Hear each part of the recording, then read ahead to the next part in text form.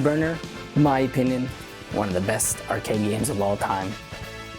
Made by Yu Suzuki of Sega fame. Yu Suzuki strikes again. Afterburner is a very simple game. All you do is maneuver your plane, an F-14 Tomcat, and you have a machine gun, and really the main way of doing damage is locking on and firing off missiles. Awesome experience. I loved it. Fast and furious, frantic action. You can be killed so quickly in this game. I couldn't believe the graphics. I mean, they're zooming and scaling, spinning all around. It is really fun. It's definitely worth my 50 cents. They had two versions of this game, right? They had the stand-up and they had the sit-down version. The sit-down cockpit version, which is the way to play the game. You move the joystick and you would move, the cockpit could move horizontally and vertically. It's very immersive. Such a satisfying That is easily my favorite environmental cabinet ever. Both cabinets had a gray monitor frame that had flashing lights that would let you know that you had been targeted. And so you could try to spin out of it, etc., because you don't want to die today. The music was intense. It was definitely trying to rip off like the Top Gun soundtrack of the day with that kind of guitar riffy thing. Sega actually released Afterburner 2. Now, most people always tend to think of this as a sequel, but it's not. Afterburner 2 is actually just a slight update to Afterburner 1 that balances things out a little bit more. Even though a lot of the arcade machines simply said Afterburner, they were indeed Afterburner 2. Immersive. Talk about an immersive arcade game.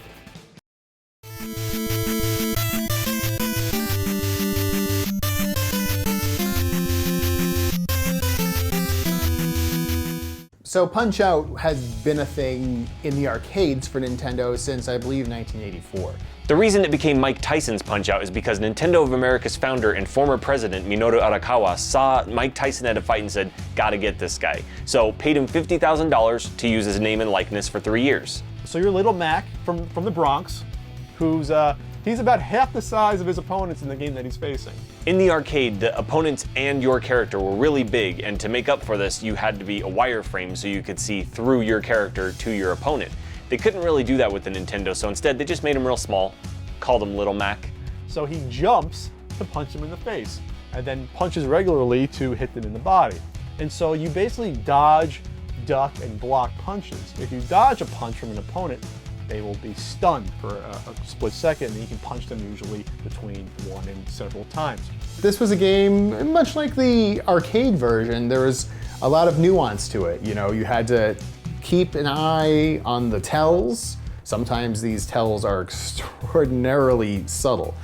If you punch an opponent during special times, usually when something flashes on them, or they blink, you can get a star up to 3. Let you use the good old special Little Mac uppercut, which will, if you connect with it, take off a lot more power.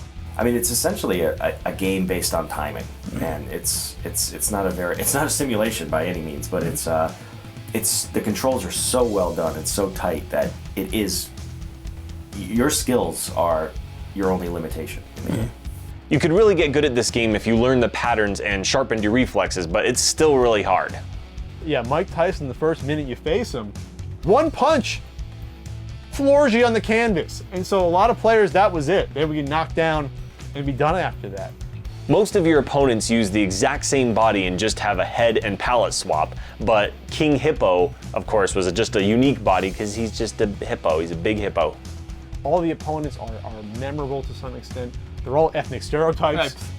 You know, you have a German, you have Don Flamenco, who's a Spaniard, you have Piston Honda, who's Japanese. He gives you the TKO from Tokyo. Hey, Mario's in it. He's the ref, and he's got like synthesized speech. It's just like wah, wah, just little sounds that are supposed to sound like speech, but it's not. There's another version of Mike Tyson's Punch-Out simply called Punch-Out, released by Nintendo after the fact. 1990. A lot of people seem to think that it's because of the legal trouble Mr. Tyson happened to find himself in, but it's a lot more mundane than that. It's simply that the licensing agreement with Mike Tyson ran out and it was not renewed. They decided to go ahead and take out Mike Tyson in future versions of the game and replace him with Mr. Dream. Just a great, fantastic game. Its legacy, it had a game on the Super Nintendo and then the Wii, and now he's gonna be in the next Smash Brothers game, Little Mac, finally. We love you, Little Mac. Yay!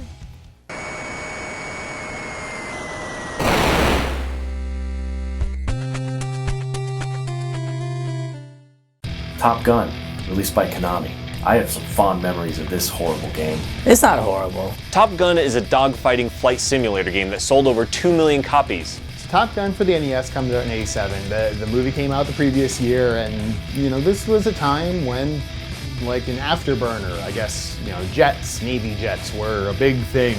Just like in the movie, you play as Maverick and you fly an F-14 Tomcat fighter, and it's not great. Top Gun for the NES, interestingly, added a few simulation elements, like the whole, landing bit, which can be frustrating a little bit.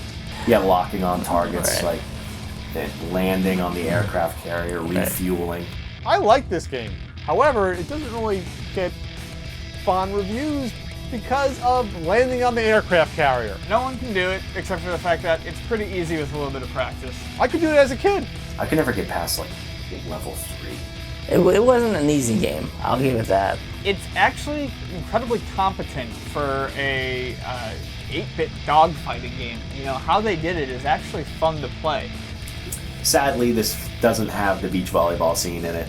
No beach volleyball. It would have been so messed Yeah. up if they threw a beach volleyball scene, like Yeah. you land on the aircraft carrier, and then all of a sudden.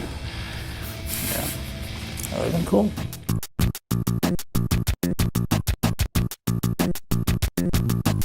Maniac Mansion.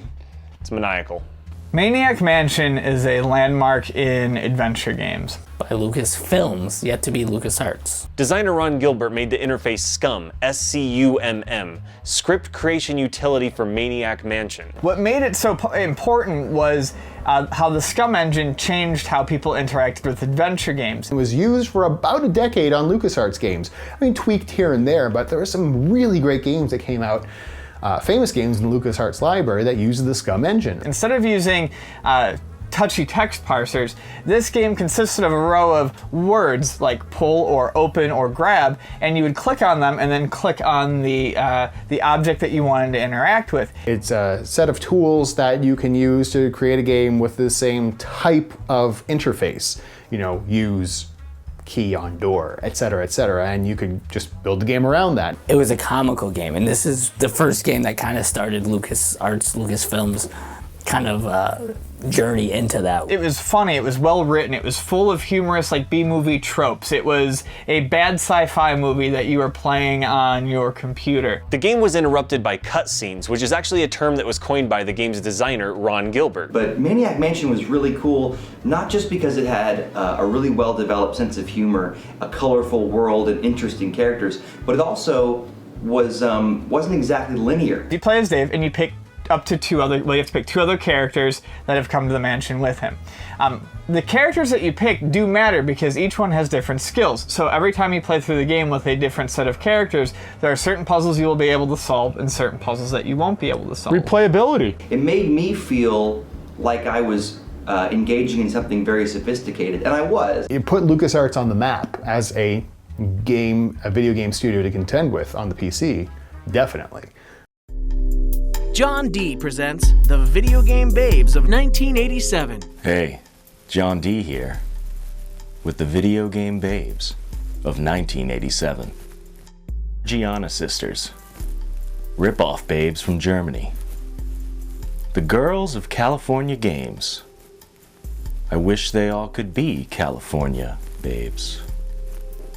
Samus Aran, the babe in the armored suit. Sometimes. The ladies of Leisure Suit Larry. Sure thing, babes. Princess Zelda. Legendary babe. And those were the Video Game Babes of 1987. You've got the right one, baby. Uh-huh.